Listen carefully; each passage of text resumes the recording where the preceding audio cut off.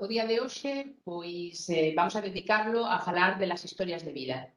Tenemos con nos a Ledicia Castro Ansede, que es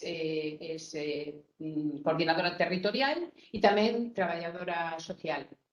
Y tenemos a Irene Núñez Yáñez, que es terapeuta ocupacional de Abadín, del Centro de Día de Abadín.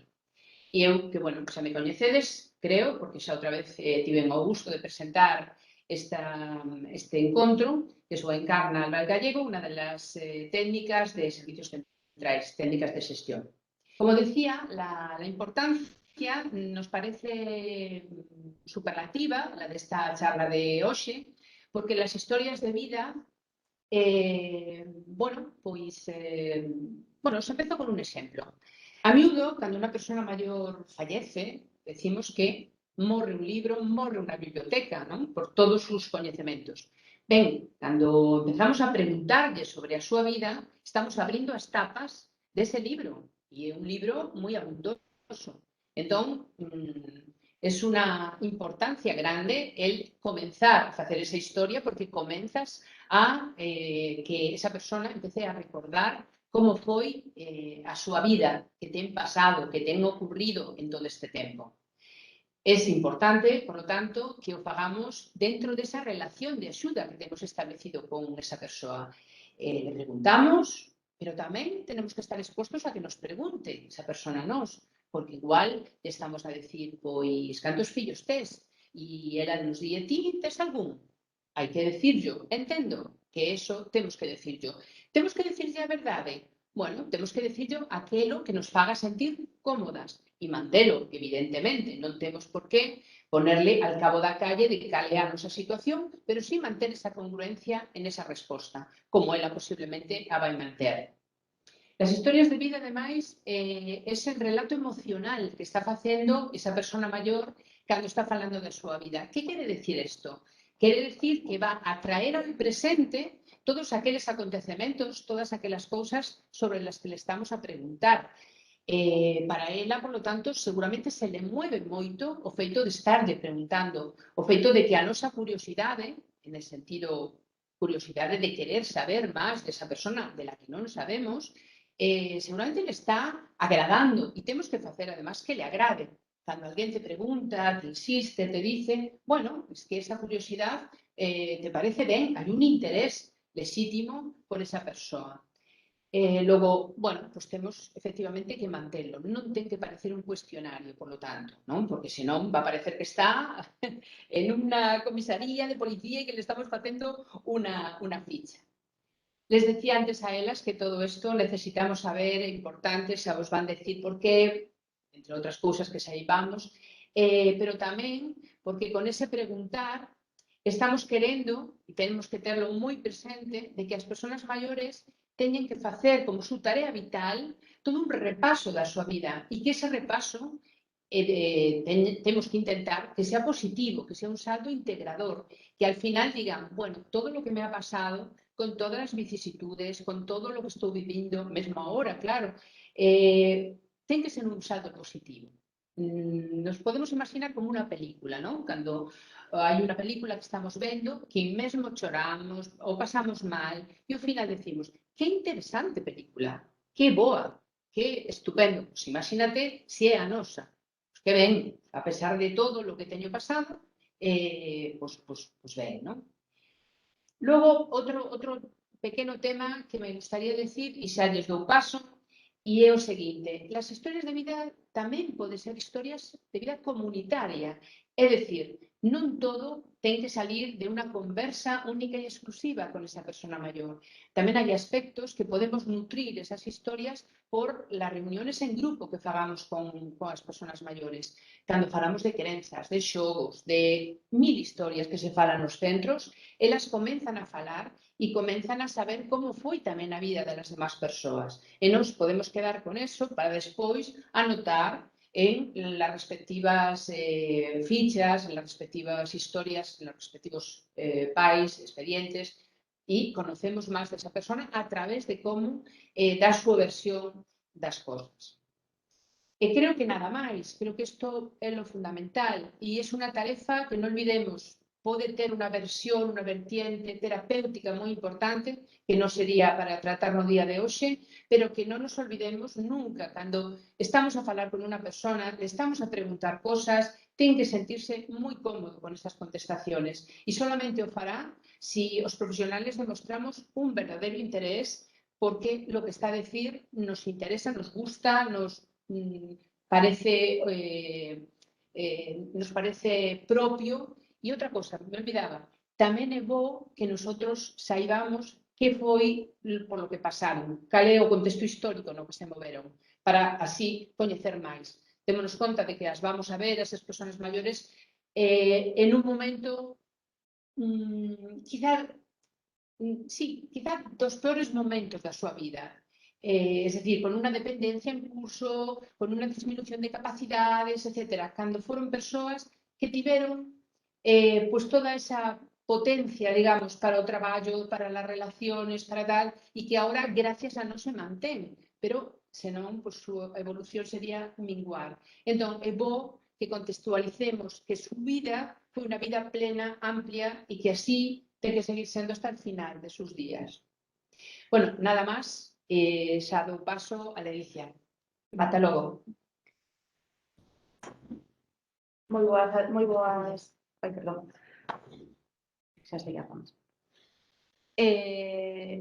Moi boas tardes, días a todas. Agradecervos a atención, o interés por este tema. Agardamos, Irene e eu, que vos guste e acadar as expectativas de todas vos. Vamos a falar dun tema, como decía Encarna, que, bueno, pode parecer baladí, pero non é. É un tema moi importante, con un alto contido pois, documental, de ferramenta para o noso traballo. Eu vou a facer, sobre todo, pois un pase por esa fundamentación, por valorar o instrumento nas súas raíces, é dicir, de onde nace este documento e por que é importante, cal é a súa fundamentación, e Irene vai a ir a esas partes máis prácticas e vai a contarnos pois, bueno, pinceladas do documento que nos van a resultar de moitísimo interés e de moitísima axuda seguro no noso día a día. Pois, para comezar, compre facer unha descripción de que é a historia de vida. E eu elexín unha definición recollida nas guías metodolóxicas que di que é un retrato sobre a biografía das persoas a través da súa propia mirada e da súa visión subxectiva dos acontecementos, valores, ideas, relacións, o seu proxecto de vida. Elexín esta definición porque, a pesar de ser un documento que parece que pois, estamos falando agora como unha novidade, é un documento que xa vimos utilizando, unha ferramenta que xa tiñamos implantados no noso procedimento, pero que agora cobra todavía máis importancia, se cabe, con esta reforma legislativa do 8 do 21 que comentaban Elia e Ximena no pasado faladoiro. É importante ter toda a información da historia de vida para poder intervir adecuadamente coas persoas. Agora era importante e estaba fundamentado legislativamente, pero a partir desta reforma legislativa si cabe todavía máis importante. Vale? Entón, a pesar da subxetividade, como decía Encarna, que pode ter o documento, porque en realidad está cheo de subxetividade, ese valor obxectivo que ten e esa importancia non lle debemos de restar precisamente por esa subxetividade. Vale?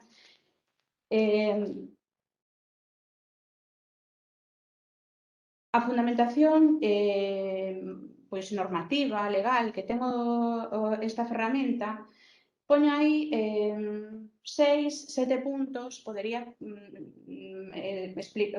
recoller moitísima máis fundamentación legal e formal, pero poño as que máis me chaman a atención ou as que, bueno, considero máis relevantes. A Declaración Universal de Dereitos Humanos, a ONU, recoñece como dereitos humanos a dignidade e a autonomía das persoas. Así tamén o traslada na Convención de Nova York, que falaban Encarna e Ximena, Ximena e Elia, no pasado faladoiro, sobre todos esos dereitos de respeto á dignidade e das persoas con discapacidade. E quería resaltar aquí, nesta Convención de Nova York, que hai unha parte da Convención que fala na disposición adicional segunda, que fala da formación dos profesionais.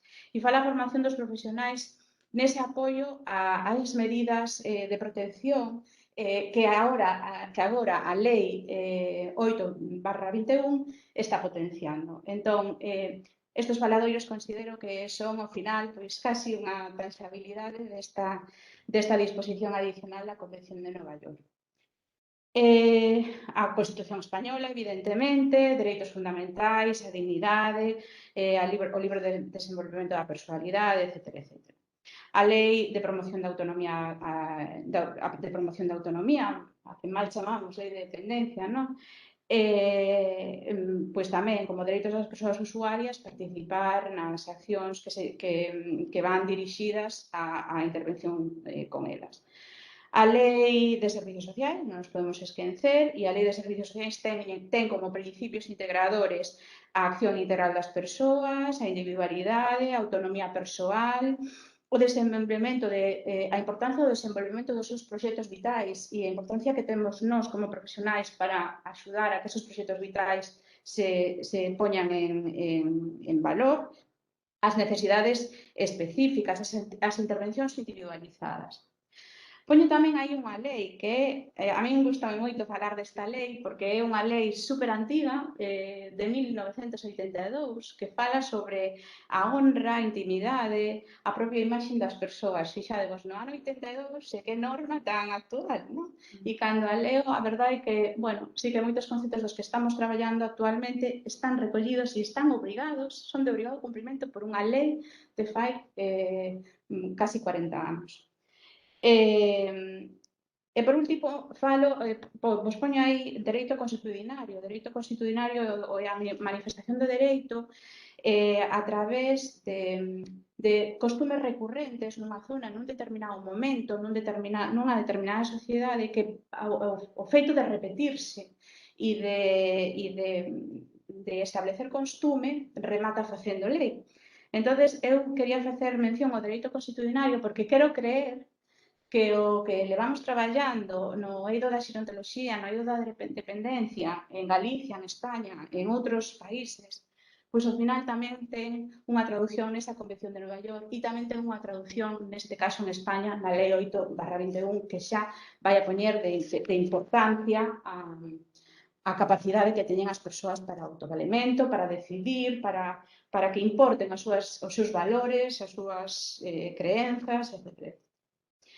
Como vedes, a lei é unha lei, quería facer unha mención especial a esa lei, unha lei como comentaban no anterior faladoiro, que modifica a legislación civil sobre a capacidade das persoas, a capacidade xurídica das persoas con discapacidade.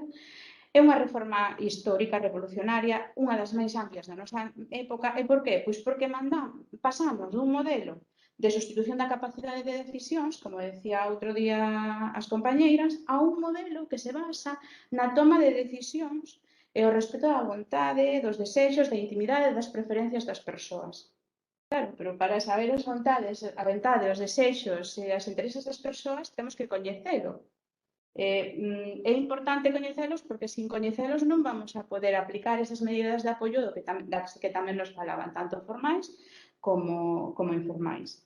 Por tanto, temos a responsabilidade de garantir que estas medidas de apoio se executen adecuadamente, que sexan as adecuadas, que se cumplan e que vayan conforme a todas estas cousas que nos di a lei, que é a vontade, os desexos, as preferencias, o proxecto de vida, as medidas teñen que ser proporcionais e necesarias. Non podo tomar unha medida por unha persoa que o mellor ela ten capacidade para comprender e para tomar. A dignidade, fixadevos a dignidade, que concepto tan abstracto e tan persoal e tan subxectivo, non? Para coñecer a dignidade dunha persoa teño que coñecer a importancia que esa persoa lle dá a dignidade e como entende teño que coñecer a persoa. A autonomía, bueno, polo tanto pasamos a ter un maior respeto por esos dereitos e confío que polo dereito constitucionario, os procedimentos xudiciais se simplifican ou confiamos en que sexan máis sinxelos e máis áxiles, a responsabilidade profesional aumenta. Temos máis responsabilidade como profesionais. Porque, claro, temos que plantexarnos como vamos a garantir esa capacidade xurídica dos usuarios nos centros que nos require esta nova norma. Como imos a valorar o correcto cumplimento e como imos a salvaguardar os seus dereitos civiles. Como imos a garantir esas medidas de apoio? Bueno, pues que necesitamos ferramentas que sorprendentemente xa temos, xa vimos utilizando. Ás veces non as utilizamos de todo adecuadamente, pero agora seguro que as vamos a coller con moito máis grado porque vamos a ver a utilidade e a necesidade das mesmas para a nosa protección xurídica e a protección xurídica das persoas que atendemos, dos familiares. O código deontolóxico, que é de suma importancia, que temos en todos os centros, que xa nos falaba das accións ao respecto, falaba de intervencións marcadas en base á identidade da persoa, os estilos de vida, os gustos, as valoracións, as experiencias e a súa historia de vida. Entón, non só temos este documento, temos o documento de recomendacións para cuidar as persoas maiores, Eu sou Elvira, e poderíamos mencionar moitísimas outras ferramentas que ao longo destes anos fomos acumulando e aprendendo, etc. A máis importante, dende o meu punto de vista, as guías metodolóxicas. As guías metodolóxicas son os procedementos do noso traballo que fan que todas as nosas intervencións, todos os documentos e instrumentos que temos teñan trazabilidade na nosa sistemática de traballo. En ela se contemplan multitude de instrumentos e de ferramentas fiados entre sí, como son o profesional de referencia, o PAI, o PAF, a valoración, o proxecto de centro, a comisión técnica de observación, e tamén a historia de vida. Unhas sin as outras non funcionan. Isto é un engranaxe que para que todo fluya e sexa de utilidade adecuadamente teñen que estar interconexionadas e ser coherentes unhas cas outras. Bueno, pois como ben decía, insisto na gran responsabilidade que temos con este instrumento como profesionais co cumprimento da legislación vixente, a antiga e a nova legislación, e a gran importancia que ten a valoración e a intervención xerontolóxica. Dicimos que a historia de vida, e vos poño aquí, é un instrumento físico estandarizado cun contido moi importante, de alto valor profesional, sobre todo porque a profesión que exercemos moitas veces é unha profesión con un tanto de subxectividade, con un tanto bueno, pois que un pouco efímera, non? No sentido de que non hai a veces intervimos e non temos algo, un papel sobre o que intervimos, como outras profesións que pois tienen unha prueba diagnóstica, mira, aquí ten un oso roto, non? Entón, bueno, pois é un soporte físico, recolle a vontade das persoas necesariamente moi necesario por todo este tema xudicial que vos comentaba, e comeza dende que temos o primeiro contacto coa persoa usuaria, dende a primeira entrevista pre-ingreso ou calquera outro contacto que poidamos ter. É a historia de vida, é como a vida propia, medra, non é algo estándar, non é un documento que fagamos e que se queda aí, que xa non volvamos a tocar, porque xa está, fixemos unha historia e esta é a historia de vida deste usuario. Non é así, porque os gustos mudan, as ilusións mudan, as creencias incluso mudan, vale? Entón, dai a importancia de que non é un documento que morre no momento que o escribimos, senón que ten que continuar elaborándose. Para iso precisamos un montón de cousas inherentes ao noso propio traballo, que é a confianza, o tempo de dedicación ao usuario, temos que dedicarlle tempo para poder recabar toda esta información. Precisamos empatía, precisamos a ausencia de xuicios, non podemos valorar o que esa persoa nos está contando ou prexulgar o que nos está contando, como dicía antes Encarna, cada un ten a súa visión da súa historia e incluso pode mudar co tempo. Temos que valorar as necesidades implícitas, explícitas, as demandas, as expresadas, as non expresadas, vale? E como decía antes, que falábamos o contexto, que me parece superimportante, porque efectivamente estamos falando dunha poboación determinada que viviu un contexto histórico determinado ou un contexto territorial determinado, entonces ese tipo de cousas tamén son moi importantes. A todo isto temos que, evidentemente, tamén aplicar as nosas ferramentas como profesionais, que cada un aprendeu pois, na súa formación ou na súa trayectoria profesional.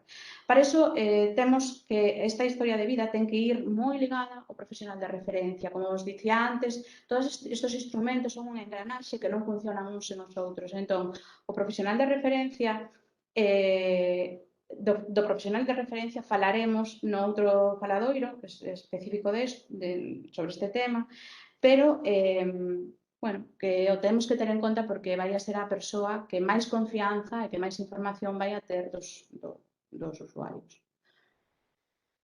Por lo tanto, a historia de vida ten, eu poño aí que hai 4 obxectivos principais, que é recadar datos necesarios para a intervención xerontolóxica de trazabilidade, é dicir, que a información pase duns profesionais a outros do equipo para poder facer unha intervención na mesma liña, ten a intención da personalización da intervención, xa que tratamos con persoas e cada persoa é diferente, polo tanto, temos que, como antes dicíamos, coñecer os seus gustos, os seus valores, etc.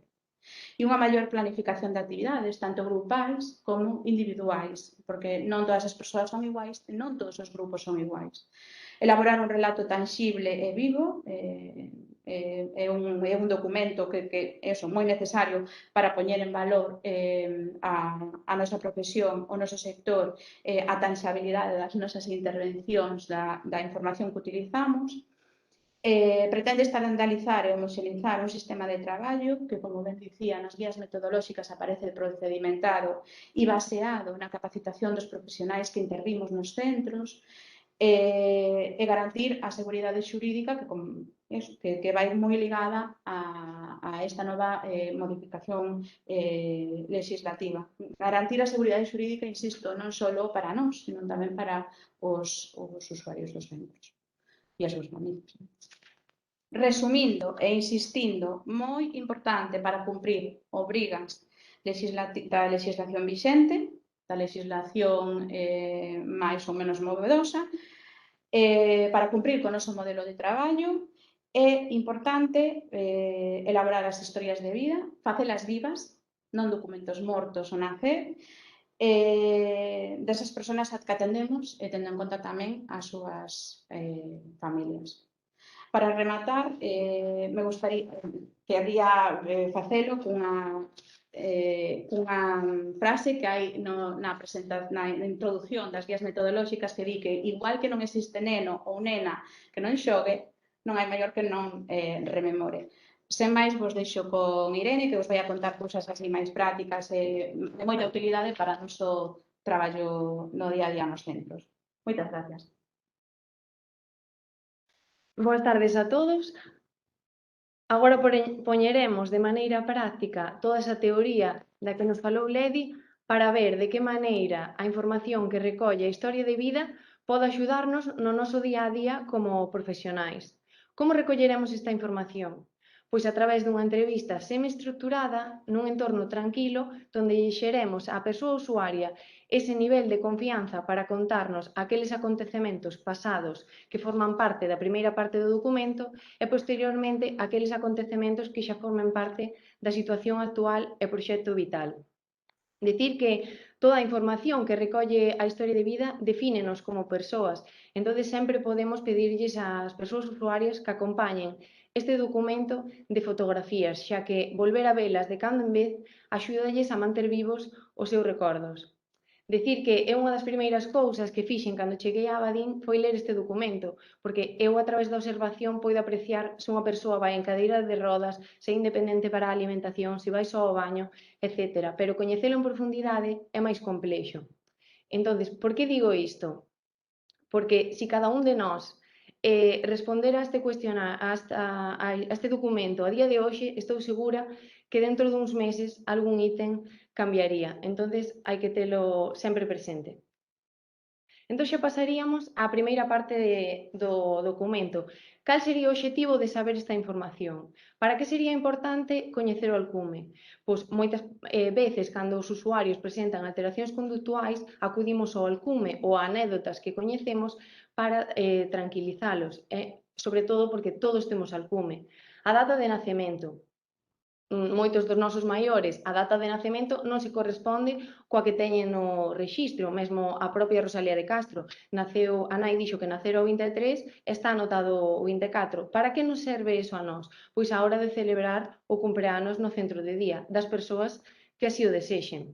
O lugar, parroquia, concello, darános esa información das festividades e santos do propio concello nas que as persoas se estarán susceptibles e rememorarán.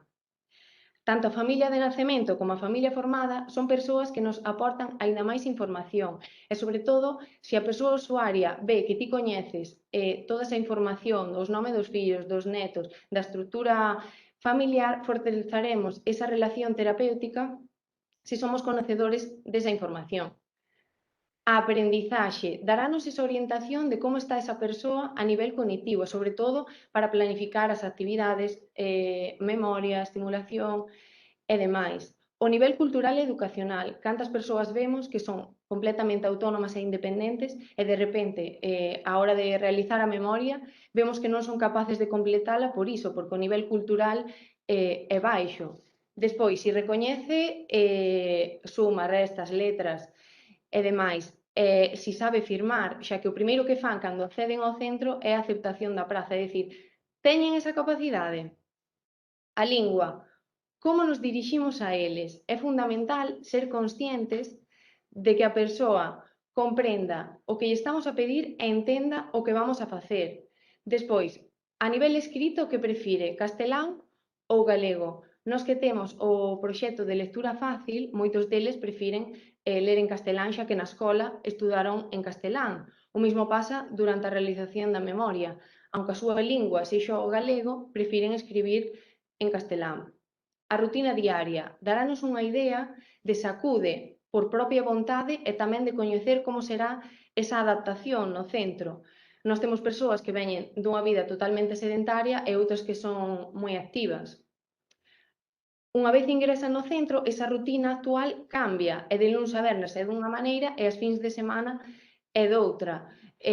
Tennos pasado de persoas que están ben durante a semana e despois as fins de semana pasanas na cama tendo malos hábitos. Entonces, isto sería un aspecto a ter en conta. E ademais tamén se realiza se ten esa autonomía en actividades que son máis complexas como son as actividades instrumentais, se realiza compras, se xestiona medicación para saber potenciar ese tipo de actividades no centro. Os xogos, enredos e falcatruadas axudarános ca planificación de actividades e, sobre todo, esos temas de conversa nos que a persoa se sentirá cómodo e lle gustará falar. E para nós tamén coñecer xogos da súa época que non coñecíamos para a hora de realizar os obradoiros. As mascotas, se lle gustan ou non. Nós en Abadín temos un can que sempre nos ven a saludar, que vive por ali cerca, e aquí non é o caso, pero podería haber xente que lle teña medo, fobia, alerxa, e sería un aspecto a ter en conta. As amizades son persoas tamén que nos dan información da propia persoa e tamén farémonos unha idea de como socializará co resto. E máis que nada porque uns veñen por outros, cantas persoas temos que veñen porque coñecen a alguén que está no centro e dinche, bueno, pois estaba fulanito e animeime a vir. E relacións de parella, o mesmo, se somos coñecedores da información, fortaleceremos ese vínculo. Os hábitos de vida. Que costumes soe facer e nós, dentro do posible, fomentar que siga facendo ese tipo de costumes no centro. Dormir sesta, pasear. Nós temos señoras que lles gusta moito pasear e sempre que vai bo día damosles esa opción de poder ir. Despois, canta xente temos que está máis cómoda en zapatillas de andar pola casa e chega e ponas. Outra costume, o salvarroupas, moi importante. É dicir, ten o hábito de poñelo ou prefire mancharse porque non acepta a súa imaxe co salvarroupas posto. Ou señoras que sempre levan saia e de repente teñen un escape ocasional e vamos nós e poñémoslle un pantalón co cal non é capaz de afacerse. O servizo militar é un acontecemento que inflúe na súa personalidade e así como a memoria a corto plazo vese máis afectada, ese tipo de memoria episódica soe prevalecer e soense acordar dese tipo de acontecementos. A profesión, ocupación e vocación darános unha idea desas actividades na que a persoa van ser exitosas e nas que vai sobresaír e gustarlle. As creencias, religión, ideoloxía, darános esa idea das formas de pensar que ten a persoa usuaria. A mí pasoume fai pouco unha persoa que ten un membro superior amputado, estaba pelando unha froita, e, bueno, os coitelos cortan pouco, entonces díxenlle, precisas axuda? E a súa resposta foi, mira, que non che parezca mal, pero non levo moi ben que me axude unha muller. Entonces eu aí puideme facer unha idea deses valores e desa ideoloxía que ten esa persoa. E tamén de cara ao futuro, pois unha suposición de que igual non acepta, cando seña máis dependente, igual non acepta ese tipo de cuidados. Os fitos os significativos que influíron na súa personalidade vai nos dar unha orientación da conduta e xustificaremos moitos dos comportamentos que lles pasan no seu día a día por algo que lles pasou na vida. A nos pasounos no centro de día que no mítico obradoiro de beleza que realizamos a unha señora pintáronse as uñas de vermello e non era unha persoa que estaba acostumada a pintar as uñas. Entonces, chegou á casa e a familia ríase dela e isto afectou a nivel conductual tanto na casa como o luns ao chegar ao centro que pedía por favor que lla sacara. Entón sería un fito a ter en conta. E xa pasaríamos aos gustos, aficións e preferencias. Axudarános á hora de planificar os obradoiros e actividades. E tamén, se unha persoa, imaginade, a persoa que falábamos do membro superior amputado, lle encantaba xogar ás cartas, a ver de que maneira eu podo trasladar e adaptar esa actividade para dar continuidade a esos intereses. Pois sería unha adaptación sería pois fabricarlle un suxeitacartas para que poida desempeñar esa actividade con normalidade. A participación comunitaria é en exceso ou é en defecto? Temos persoas usuarias que o fin de semana non paran de traballar e teñen un nivel de ocio elevado e chegan un luns, están cansos e só queren dormir. Entón sería un aspecto tamén importante. E pasaríamos xa á situación actual e proxecto de vida. O núcleo de convivencia actual. Por que sería importante coñecer o seu entorno? Pois cantas persoas temos que cambian o seu domicilio ben porque non poden vivir soas, porque as familias, porque os fillos levan os pa a súa casa ou porque a antiga vivenda non está adaptada. Sería importante coñecer isto porque nós, como profesionais, podemos darlle estrategias á familia de como intervir. Imaginádevos unha persoa que ten un risco de caídas elevado, nós poderíamos recomendarlle á familia, pois sería convinte que quitar as alfombras, obxetos e espazos que non teña moitos móviles, despois a nivel conductual, se ten alteracións, pois dicirlle que os cambios non lle veñen ben, que necesita unha organización, temas ruídos e demais. E a nivel funcional, imaginadvos que tivese bañeira, pois recomendaríamoslle unha cadeira xiratoria para a bañeira ou táboa de transferencias, para mellorar ese desempeño na actividade da ducha, xa que dende o Banco de Produtos de Apoio da Badín podemos prestar esos produtos de maneira gratuita e ensinar a como se usan. O cuidador principal é a persoa que máis información nos pode dar. Entonces, indagaremos se existe sobrecarga, como se encontra.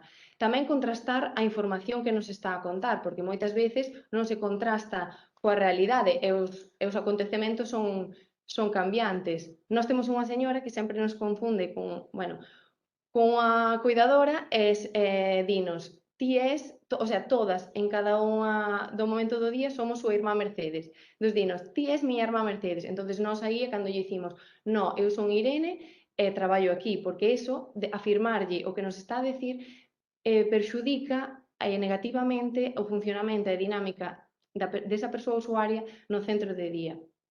As relacións familiares actuais, o mesmo para obter información e moitas veces a persoa cuidadora non é coa que ten máis confianza a nivel de familia, sobre todo porque todas elas comparten cuidados. Moitas delas pasan un mes na casa dunha filla, noutro doutro e demais. Mantemento das amizades, con quen se leva mellor no centro, con quen prefire sentarse, se ten conflito con algún ou algunha.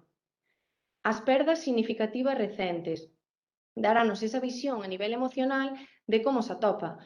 Cantas persoas temos que nos din e nos seguen recordando o falecemento da súa nai que morreu hai 50 anos, ou outras que a perda é máis recente. Ou incluso persoas con deterioro cognitivo que a familia non lles di que morre un familiar cercano e seguen recordando e tendo presente a esa persoa. A autopercepción e autoestima. Como se ven eles, a eles mesmos, esa percepción é real, son conscientes da enfermidade que teñen, e ver tamén que cousas non podía facer antes e que lle gustaría facer, a ver como trasladamos eso nós ao centro de día. A actitude ante a vida, é dicir, é unha persoa positiva ou estás a queixar todo o tempo? E por último, non menos importante, a actitude ante a morte. É un tema tabú, é do que se fala pouco, pero a min moitos dos usuarios teñenme dito a mítica frase de eu non quero padecer ou eu gustaríame un enterro con unha misa, flores, ou outros que che din que prefiren algo máis íntimo. Xa sei que non é algo que está da nosa man, pero non deixa de ser unha capacidade de poder decidir o que queres facer nos últimos momentos, e non por eso son menos importantes. E para rematar, decir que, aínda que isto ocorre na última etapa da vida dunha persoa, a vida non remata cando ingresas nun centro de día. Ao contrario, continúa. Entón, sigamos lle dando esa continuidade a través de todas as ferramentas que temos, PAIPAP, profesional de referencia, etc., xa que a historia de vida é o inicio de toda a intervención. Todas nós agradecer a vosa presenza, esperamos que fose de interese e agardamos dúbidas, reflexións, aportacións e vivenzas acerca deste tema, que estou segura que ao longo do faladoiro se vos viñeron á cabeza moitos exemplos das vosas persoas usuarias. Bueno, aparezco aquí de novo para decirvos que se abre unha turno de preguntas por medio del chat que podéis ir formulando, eu as iré lendo e as vou comentar en alto para que elas respondan. Tamén algo que se me olvidou al principio, que va a ser grabado esta charla, como foron as anteriores, e que ese enlace se vos mandará, pues, mañana non, lunes, martes, en canto teñamos, poderedes dispoñer dese enlace, que se pode descargar para guardalo e así non caduca, porque se o veis en línea, pues estará solamente 10 días ese enlace. Si lo descargáis, pues xa o podedes ver cando vos queirades e disponer dele. Entón, se vos parece, pois eu me vou para lá, vou aí mirando se na chat entran algunhas preguntas que querades formular e eu as vou ir lendo. Creo que desde aquí se me escoita, así que se hai preguntas ou non, que de momento non hai, pois aproveitando de que non entro ninguna todavía, estarán pensándola, vou facer unha pregunta a Irene desto que dixo ao final, que a mí me chocou un pouco. Entón, lle vou facer a pregunta. Irene, ti pensas que a morte para as persoas maiores é un tema tabú, lo que decías, non? Igual tema tabú non, pero sonlle ter medo, é a miña perspectiva despois de facer varias historias de vida. Bueno, a miña perspectiva despois de non facer tantas historias, porque estou agora en outra tesitura, pero sí de tener experiencia en traballo en centros durante moitos anos, é que quien realmente temos medo á morte somos os máis novos, e para nós é un tema que nos fai sentir incómodos. O cal, cando faz unha pregunta que te fai sentir incómodo, bueno, de alguna maneira xa a presentación desa pregunta xa non é todo lo relaxada que cabería ser, non? As persoas maiores, creo, eu digo, bueno, con ese convencemento non só de opinión, sino tamén un pouco la profesión que me sustenta detrás, que é la de psicóloga, que as persoas maiores, moitos deles, están pagando pois o entierro, a sepultura, a darse, si hai unha planificación, si hai unha certa perspectiva de a súa morte, porque a teñen vivido xa moitas veces en diferido. Xa morreu o seu home, xa morreu o seu pariente, xa morreu tal. Hai moita morte ao seu redor de coetáneos, co cal, bueno, pois é un escenario que se les plantea como que outra cousa é que efectivamente teñan medos. Claro, o Todos teñen, desconocido. claro, medo a dor, medo a claro, é un medo descoñecido, lóxicamente, pero non tanto como para decir, no, yo desto non quero falar, que isto non me... E si é así, entonces, bueno, es un tema que hai que traballar, claro, porque sempre cabe pensar que a eles, por maiores, lles toca morrer. Les toca morrer porque na súa etapa están en que non van pasar de esa situación, Claro. non? Les toca morrer. A quen non toca morrer é a un novo. Outra cosa que unha persoa nova pois morra, efectivamente, morra polo feito de estar vivo, sempre hai esa exposición á morte, non? Pero bueno, a eles sí, están en unha etapa da vida en que efectivamente les toca. En etapa, eso les toca. Non les toca ter fillos, non les toca plantearse a súa vida autónoma, non les toca, non, sino les toca facer unha recapitulación da súa vida, que esa é a historia de vida que vimos falando hoxe, e outra, aceptación da súa propia morte. Entón, é como se dixeran, non quero falar da historia de vida, non, eu non. Diríamos, que pasa, non? Hai, por lo mismo. Pero, ollo, primero tenemos que pensarnos si realmente lo tenemos asumido como profesionales o feito da morte, porque con quien traballamos tiene esa cosa, esa costumbre, ¿no? Esa, bueno, es por sacarle broma, ¿no? Pero tiene esa característica, ¿no? Que una persona mayor cuando fallece no es una desgracia, lo decimos, foi unha desgracia, non. Hombre, pode ser que morra de unha maneira incierta, ¿no? De unha maneira, pero es algo que le tocaba. Sin embargo, una persona de 20 y pico, de 40, de tal, non lle tocaba. Entón, por eso mi comentario. Y vamos a ver si hay alguna pregunta por aquí, no chat. De momento no hay ninguna pregunta no chat. Quería comentar a raíz do que estades comentado da morte e do que estamos falando da historia de vida. Non sei se me escoita ben, poño, quito. Non sei se me escoita ben. Falas mellor, quita. Que eu me acordo, bueno, cando comecei a preguntar por este tema, non? E tes seguro de decesos? Me pasaba que lle pasaba en Carna. Ui, como preguntar isto, non? E moitas veces cando vos entres tamén as diretoras e as compañeiras me comentan que é como un tema moi complicado e tal. Infravaloramos, dende logo, que decía Encarna, da capacidade de resiliencia que teñen as persoas, que temos as persoas, e a exposición a diferentes situacións, neste caso, pois, a morte, fai que sexamos cada vez máis, que adquiramos máis plasticidade e máis habilidades e capacidades para enfrentarnos a este tipo de situacións, non? Eso, me acordo dunha vez. Sí, vale, nada, unha cousa rápida. Me acordo dunha vez que tiña un usuario que viña todas as semanas, despois de preguntarlle se tiña seguro de decesos, viña todas as semanas a dicirme de que color iba a ser a gravata e o traxe que se quería poñer o día que falecese, non? Entón, viña xunto a miña e me dicía, nena, mira que que o azul coa gravata gris e a semana seguinte o anotaba na súa historia de vida. Eso planificar. Entonces, a semana seguinte, mira, cambié de idea, que me queda mellor a gravata de... Entonces, bueno, Sí, aí a sí, sí. importancia, Sí. e isto fai anos, de, pues eso, da historia de vida e... Vamos a dar paso al chat, que ya hay un montón de preguntas. Pregunta para Irene. Quería saber si seguides co proxecto comunitario Debullando a Vida e se nos podedes contar un pouco en que consiste, posto que creo que está relacionado coas historias de vida. Sí, seguimos levándolo a cabo, de feito, estámoslo retomando,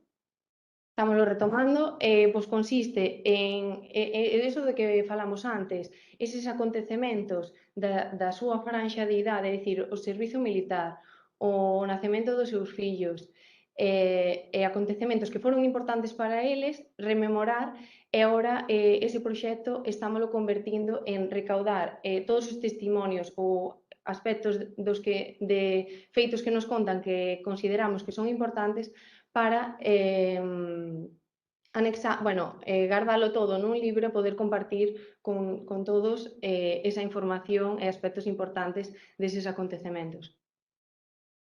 Hola, bo día. Moitas gracias pola exposición. A miña pregunta é sobre todo que valoredes recoller unha historia de vida o que a persona relata o que sabe ou o que sabes pola familia. Como sabes... Perdón, a ver, está un pouco... A miña pregunta é sobre como valorarde recoller unha historia de vida que a persona relata ou que sabedes pola familia e que supuestamente si es verídico ou non. Como sabes si eso es verídico lo que está contando? Por exemplo, respecto al tema de cantos fillos tes, etcétera, non? Si ela te di algo que é verídico ou non. Tamén como recolledes a actualización para que todo o equipo o teña presente, si hai cambios en esa historia. Porque vanse facendo anexos as historias actualizando e logo xuntas moitas follas. Cando entra alguén, pues, teñen que ler todo isto e faise algo complexo. Como optimizades esa información máis relevante e la actualizáis para que en un centro grande pues, todo eso sea máis doado? A ver, É unha pregunta entre outras. Vai polo menos dúas preguntas, sí. A ver, eu considero que non deixa de ser o que falamos, é a perspectiva da propia persoa, pero nós o que sabemos facer é, pois, ten 5 fillos, e tal, pero esa persoa di que ten 2, porque igual pois, ten mala relación, ou só se acorda deles e demais. De todas maneiras, aí entraría a figura do profesional de referencia, é dicir, e do equipo da interdisciplinariedade que nos caracteriza. Unha persoa, o profesional de referencia é o que está máis pendente desa persoa, pero todos somos coñecedores desa información e pasámonos esa información. Outra pregunta que dice, bo día, moitas gracias pola exposición. A miña pregunta é sobre como valorades recoller unha historia de... Perdón, é a mesma que anterior, Es que debeu repetila porque non lle debeu quedar. Ben, outra persona que dice, como fan en Abadín a aplicación desta historia para recollerla, como trasladan todo a un formato digital, si o fan así, ou trasladades todo a un formato digital, ou ides escribindo en papel, ou... Escribímoslo primeiro en papel e despois pasámoslo ao ordenador, porque, bueno, pola letra de cada persoa e demais, e para que teña todo nun formato lexible. Tamén preguntan, esa mesma e creo que se parece a la anterior, o feito de que como todo o mundo se entera do que é a historia de vida desa persoa e su última versión, por decirlo así. Sí. A ver, nós no centro pois estamos divididos en dúas plantas e non deixamos de rotar. Ao principio, por exemplo, eu que levo poucos meses, costoume, por iso acudín a este documento para coñecer máis as persoas, pero despois, unha vez que estás no centro e vas lendo e vas hilando todo o que che conta esa persoa e demais, pois xa te va recordando e coñecendo mellor a propia persoa usuaria. hai máis ferramentas que a historia de vida tamén, que dicir, se me permitido ese apuntamento, temos unhas Bueno, vale, si quitar, porque se escoita mellor. Sí. Vale, temos a Comisión Técnica de Observación, temos o PAIPAF, temos a valoración, quero dicir, os fitos importantes que, como dicían antes, que a historia de vida sexa moi densa ou que existan cousas que sexan máis importantes que outras, tamén temos outras ferramentas para recoller esta información e que o paso desta información, tanto a través do profesional de referencia como os restos dos documentos, sexa máis áxil, máis efectiva, máis eficiente. Que non quere decir que eso se teña que quitar, aínda que teñamos tochos de historia de vida, de papéis, porque ao final esa información é supervaliosa. O gallato vemos E no noso toda a día a día información. esa información cobra sentido, e xa o que falamos, a través da observación tamén contrastas todos esos acontecementos. Hai outra pregunta aquí que non acabo de entendela ben, se a persona está, a ver se la entendedes vos, ou se non, pois que la poda formular. Dice, a hora de darlle a información de que somos personal do centro e non o familiar ao que fan referencia, como decía Irene moitas veces, cando lle explicas que non eres ese familiar, ser alteración na persoa. Ata que punto sería ou non importante dar esa información? Non la acabo de entender isto. Eu entendo que fala o mellor desas chamadas terapias de validación, non? Cando un usuario está nun error, quitalo do error, favorece ou non favorece. Entendo que é eso. Claro, sería en cada caso, neste caso que comentei, un estudo de caso. claro, neste caso que comentei eu, perxudícalle negativamente afirmar que somos o irmán Mercedes, pero igual noutros casos. Pois esa era outra pregunta tamén para ti. Sí, a tenía aquí anotada. Sí, efectivamente, estou con esta persona que fai a pregunta, ahora la acabo de entender. Si ti lle dis que non eres tan familiar, efectivamente, está la primera respuesta pues, de corrección, ¿no? Non só a de un familiar. Pero si la persona insiste, ¿qué problema hai en decir que sí eres? No, porque nos pasou que ao principio pues facías esa afirmación pensando que a nivel de dinámica do centro iba a estar mellor e démonos conta que non, que iso inflúe negativamente. Pero por que inflúe? No, que non participe na súa rutina no centro, sabes? Porque está pendiente desa persoa, da que lle di eu son, sí que son, sabes? Quen lle afirma esa información. Pero queda ya pendiente de que ya es esa persona su hermana. Sí. O pueden ser varias las Queda personas que son su hermana. Queda pendiente y va hacia otra, como tú le estás reafirmando todo el rato que eres esa hermana, pues solo está pensando en esa información. Bueno, puedes influir en ese sentido positivamente, siendo su irmán, para que participe, para que vaya, para... No se conseguía. Claro, que eso cada caso, sabes, pero en este caso influye negativamente. Ya. Bueno, creo que la pregunta iba un poco por ahí, sí. Vamos a ver si hay alguna más. Sí, esa era la pregunta, Graciñas, dice. Claro, bueno, lo digo por ese conocimiento que seguramente todo el mundo sabe de que a veces decir algo que realmente no Vaya es perjudicar, sí. No le perjudica, porque estás de alguna manera validando esa pregunta, no estás contradiciendo y las personas con demencia muchas veces se quedan con la contradicción que tú le estás haciendo porque estás diciendo que no eres su hermana, que no eres su anécdota, cuando eso no perjudica claro. discurrir, al contrario, no, claro, nos casos que no o quedarle más tranquila, sí. Muy bien. De momento non hai ninguna outra pregunta, a ver se teño yo por aquí alguna metida tamén. Ben, vosotros, cando facéis a historia de vida, supoño que os remitís a, bueno, cosas sucedidas anteriormente, demais, pero tamén supoño que hai un amplio marxen para pensar que esa persona está actualizando sus conocimientos, es decir, que está aprendiendo cosas. Este señor que contabas, ¿no? O señor que decía, non me gusta que as mulleres me axuden, por exemplo, ¿no?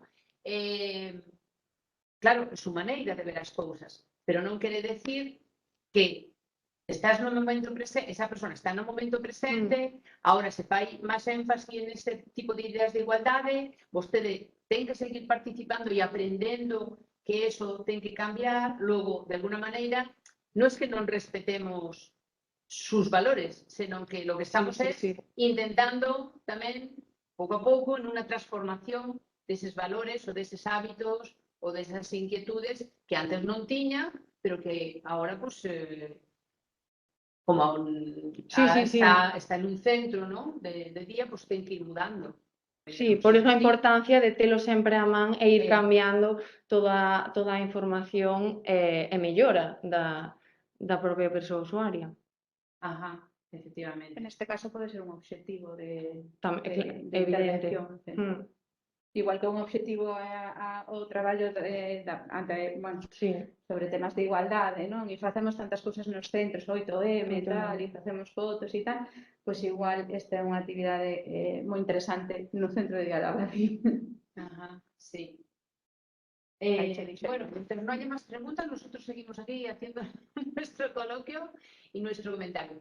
Había una cosa que dices por completar, ¿no?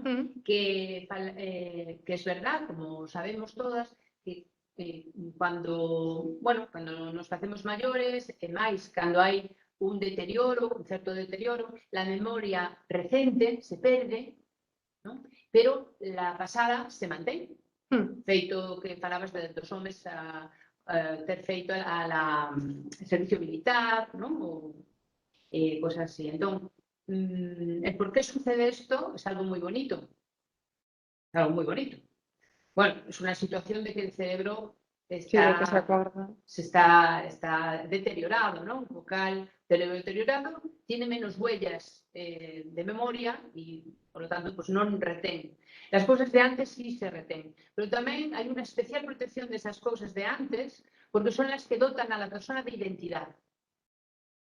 O sea, para non ten maior importancia o feito de que foi o que comimos onte, pues non nos acordamos ni o que pasou onte ni onde fomos, pero sí ten moita importancia saber ou recordar ou que foi o que comimos o día da nosa boda.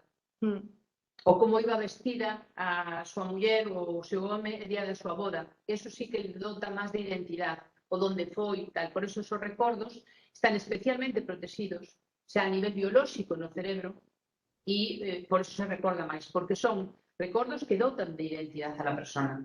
Igual non te acordas de cal é o nome de algo que compraste hai pouco, pero non vas a olvidar o nome da tua nai.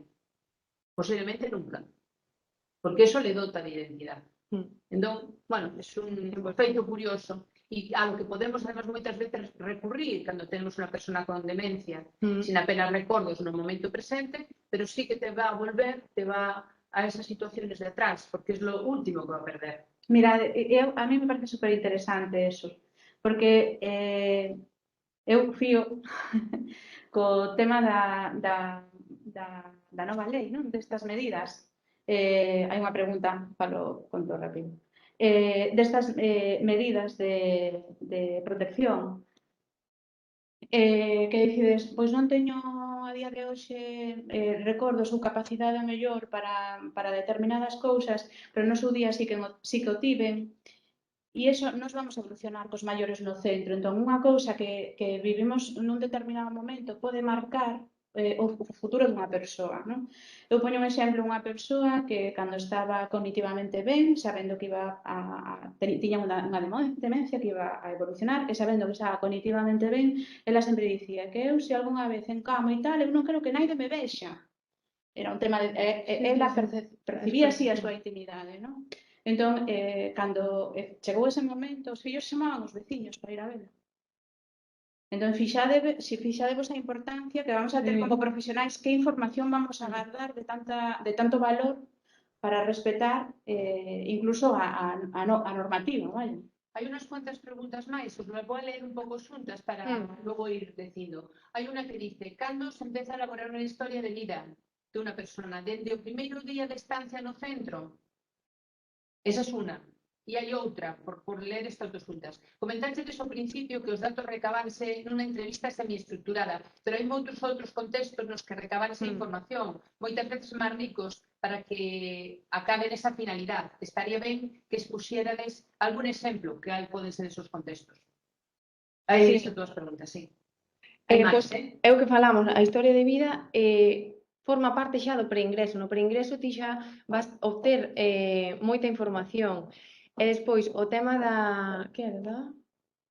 Da entrevista semiestruturada, referíame a que non ten que ser un rol entrevistador-entrevistado, ao contrario, ten que ser nun entorno favorecedor no que exista esa confianza para contarches os momentos. E non vai ser nun día só, vai ser en Un moitos día que momentos. vas a baño, Claro. outro día que estás mantendo unha conversa Ou co comendo, traballo. ou Mira, e facendo... outra de las preguntas que ven, bueno, de los comentarios que ven moi ao cabo desto, dice, o contido creo que o temos todo claro, pero o que falla moitas veces é a recollida de esa historia, precisamente por la técnica de como facemos esas entrevistas, xa que especialmente parece que es una, dice, de que suele ser pouco natural, ¿no? Que va más en la línea de un cuestionario, una ficha policial, por decirlo así, Sí. ¿no?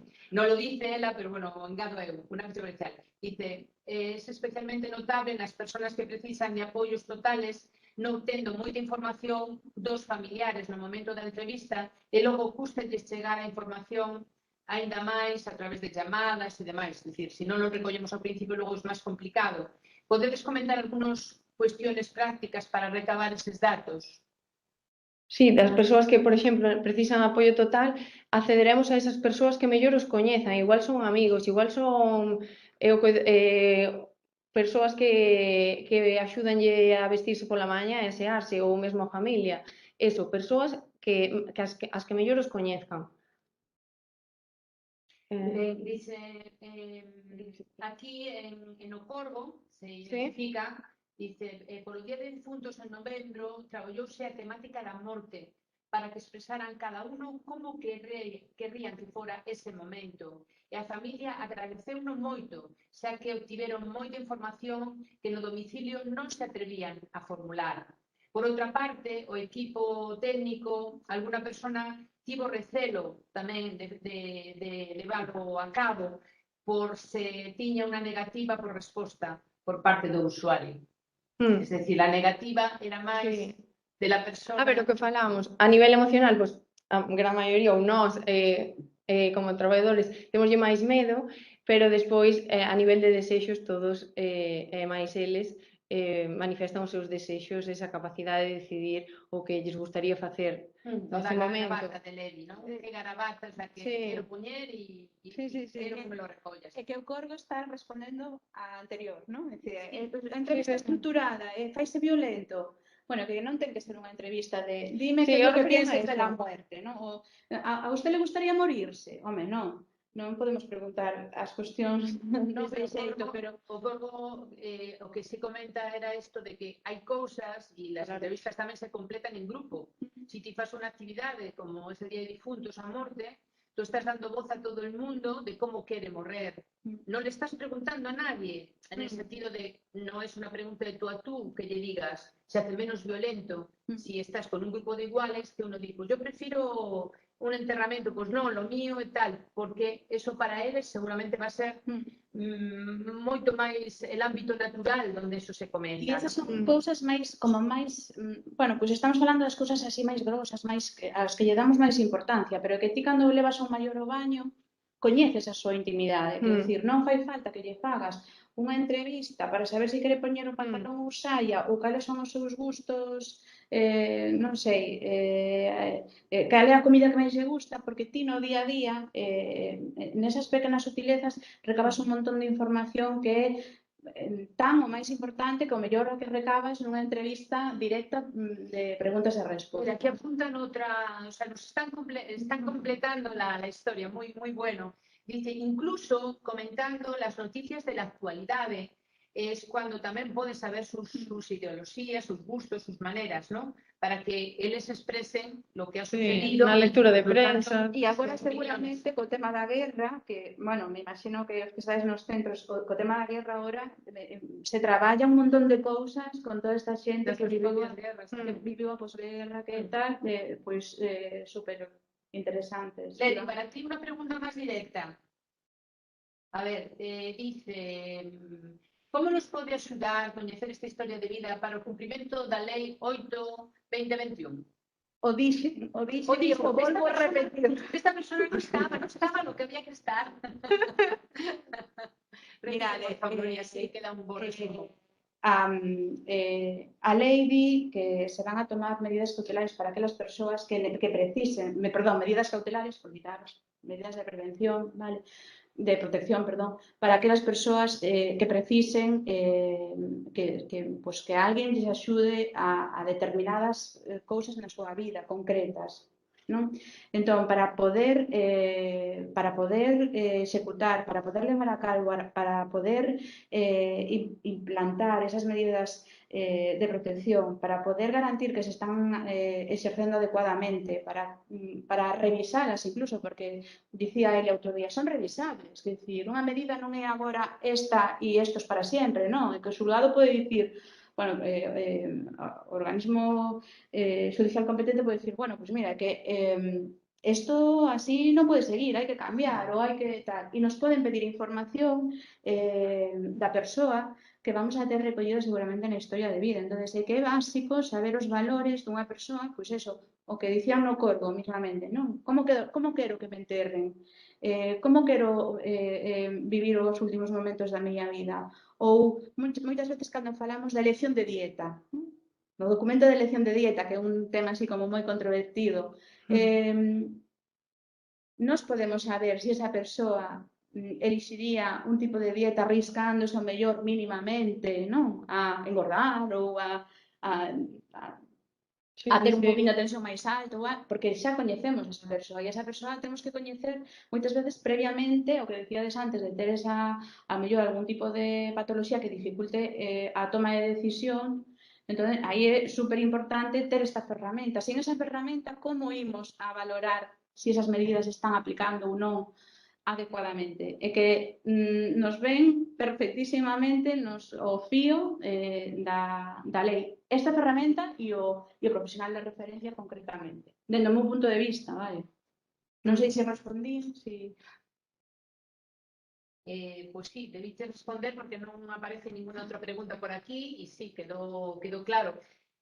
Según a lei 8/2021, casi todo cae sobre o gardador de feito, non? É dicir, o gardador de feito é a figura que entroniza esta lei. Dende os centros temos que colaborar e estar con o gardador de feito. Ahora, se pode dar o caso, vamos a poñer que igual ese gardador de feito dispón cousas que nosotros sabemos por la historia de vida desa persona que son contrarias a lo que ela pretendería, non? Pois quere, por exemplo, quere a todos os fillos por igual e a lo mejor As fotografías, por os problemas familiares, pois sí. As fotografías, a min me chama moitísimo a atención cando vexo fotografías, porque eu o meu fillo lle vou decir, como me pongas unha fotografía que salga, que non salga ben aí públicamente, vamos, é que cómote, non? E, sin embargo, sacamos fotos e ás veces publicamos fotos que eu non teño claro que esa persoa se puidese decidir ou se comprendese, porque fírmame aquí el consentimiento, que non é só firmar e que temos que garantir que esa persoa entende ou que esa publicación ou que esa difusión desa fotografía vai ao fío dos seus valores, dos seus principios, dos seus gustos, se non de agora, de antes. E eu creo que aí moitas veces, tanto as familias como nós, nos precipitamos e non paramos a pensar, pois eso, no dereito á propia imaxe, unha lei de 1982 que vos comentaba antes, vale? Que é tan importante e que, insisto, falamos da lei 8/21, pero que me voy a 1982, é dicir, temos unhas responsabilidades legais como profesionais que moitas veces creo que temos que lembrar e a veces, pois, polo efímero que comentaba antes do noso traballo, parece que, bueno, é algo subxectivo, é algo... Non, pois como pouco formal, entre comillas, entendemos? Entón, eu creo que é super importante darlle valor a todas esas cousas porque eu creo que a teñen, vaya. E despois hai outra historia máis, que tamén di a norma, que eu non o decía, e é que a información ten que chegar ás persoas de xeito comprensible. Entón, como garantimos que a información chegue ás persoas, porque o día a lei de servicios sociais, que chegue de xeito comprensible? Como garantimos que unha persoa está entendendo ben a información que lle estamos dando? Por exemplo, neste caso, non da imaxe persoal, desa foto. Fírmeme usted el consentimiento, vale, pero usted entiende que todos os vecinos de súa parroquia e de sus alrededores vai a ver comendo co babeiro ou que vai a ver sentada nunha cadeira de rodas ou que non ten por que ser nada malo, pero igual eu non quero Sí, sí, sí. pois que me vexan facendo xirantoxinasa, non sei. Eu na foto de WhatsApp non poño unha foto na que non me saia favorecida porque non quero que os meus amigos me vexan mal. Sin embargo, nos tomamos esas libertades que igual deberamos de valorar e para Prever. recollelas temos o documento, evidentemente. Hai un comentario tamén de unha persona que dice: despois de que nos contastes o que vexo, do que nos tedes contado, o que vexo é que o importante é dar valor a todos eses datos que expresan as persoas sobre os seus gustos, valores, etc. E logo, en cada equipo, debemos establecer os mecanismos que aseguren o intercambio da información para que pase a todos, non? Que de seguro será a profesional de referencia que se encargue de que o equipo sexa coñecedor de todos esos aspectos, todos esos datos imprescindibles para unha boa intervención, efectivamente. Por iso é tan importante falar tamén do profesional de referencia, Claro. das responsabilidades que ten como profesional e da trazabilidade da información que garda, que é o gardador, o valedor de que se cumpran as vontades dunha persoa e que é superimportante. Non? Me parece que é unha vanidade, que é unha cousa así, pois como moi artística, non? Vamos a escribir la vida. Non, non, é que eres a persoa responsable de facer que esa información fluya no equipo, que quede guardada o día que eu non esa persoa, o profesional de referencia non esté, porque moitas veces se fan intervencións, perdoádeme, pero moitas veces se fan intervencións boísimas, pero que non quedan plasmadas, non queda plasmado en ningún sitio por que se fan. Un día fun a un centro e me decían, no, é que aquí poñemos un tapete a este señor a las 5 de la tarde porque fai esta actividade concreta, o tapete ten que ser deste color por isto en concreto, e non estaba registrado en ningún sitio. Non? Entón, todo eso, cando eses profesionais non estén, ou que estén de baixa, ou que estén noutro turno e tal, pois non se vai a facer. Porque non está contemplado en ningún lugar por que se fai. Bueno, tamén en algún centro comentaron a dificultade de trasladar toda esa información tamén. Es decir, si se sabe todo eso, claro, primeiro hai que plasmarlo. Para trasladarlo, primeiro hai que plasmarlo. Hai que deixarlo de recollido en algún sitio. Daí a importancia do profesional de referencia. Ese profesional pode facer, o que se dicía antes Irene, pode facer pois un pequeno tour, non? De non tes que ler toda a historia deste usuario, mira, isto é o máis importante, non? Ainda que despois ti leas a historia e a complementes e te documentes máis e tal, o mellor o profesional de referencia sí que é unha figura boa para facer esa acollida, como dicir, Irene, chego aquí e que hago? Me leo as historias de vida de todos os usuarios que o mellor son o tocho que nos decían antes. Xa. Dicen que efectivamente esa era a clave de unha das personas que preguntaban, o feito de que si son centros grandes, nosotros tenemos unha media de centros pequeniños, pero bueno, hai de todo, hai centros de xestión externa que son máis grandes, facer ese traslado de información a todas as personas a veces é complicado. Os profesionais de referencia, pues bueno, es algo que les cabe, ¿no? Pero dice que non sempre o fan porque tampouco se escribe, non hai tempo para escribir. Entón, o sabes, porque coñeces, porque tal, pero non lo chegas a plasmar, o cal non se traslada. Eu sigo discrepando, porque ás veces o tempo que escribimos é un tempo que invertimos, non que gastamos. Irene comentaba antes este señor que non tiña man e que tiña estes prexuicios coas mulleres e tal. Se Irene lle deixa recollido ás súas compañeiras, as actuais e as futuras, da Badín, que este señor ten esta peculiaridade, igual o día de mañán, cando este señor imaginadevos que presenta unha alteración conductual por este motivo, non?